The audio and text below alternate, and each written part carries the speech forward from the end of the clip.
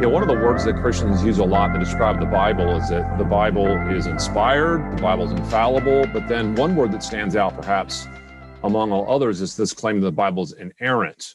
And this is a really important word for Christians. It means that the Bible does not say untrue things. It's a way of saying that whatever the Bible expresses as true, in fact, is true. So the Bible doesn't lie.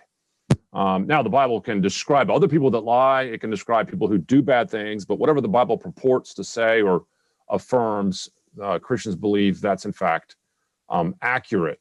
Now, someone might say, well, what reason do I have to believe in inerrancy? Well, I think there's both a theological reason and a historical reason. The theological reason is pretty straightforward. If we believe these books are from God, and in one of the prior questions, I gave good reasons to think that, if God is behind this and he's inspired these books, then we could just ask a corollary question. Does God tell the truth?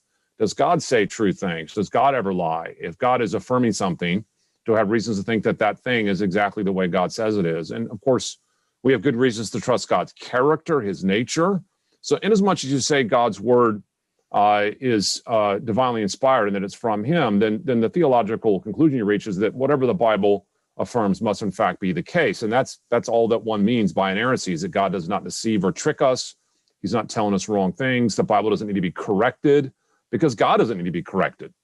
And that, by the way, stands in contrast to human standards, right? For humans, we often make mistakes. We often err because we're not omniscient. We don't know all things. But of course, if God speaks, he always speaks truthfully. There's also a second reason to believe the Bible's inerrant, and that is that the evidence for it. In other words, when we look in the Bible, we see remarkable harmony, remarkable consistency, remarkable reasons to think that what we're reading are, in fact, true statements. Now, someone might ask, well, what about these apparent contradictions in the Bible that don't seem like that? The Bible seems to disagree. Well, lots of times those apparent contradictions tend to disappear upon closer scrutiny. Most people who think there's a contradiction usually maybe can't name one if they do think there's contradictions. And even if they can name one, I doubt most have actually taken the time to deeply study whether it can be resolved. And you'll find that a lot of these contradictions on the surface dissolve upon closer examination. The other thing that people confuse about a contradiction is they think that the Bible is a contradiction if it doesn't match our modern standards for what counts as a contradiction. So, for example, in the modern day, if you quote somebody, you always quote them verbatim as if you had a recording of it.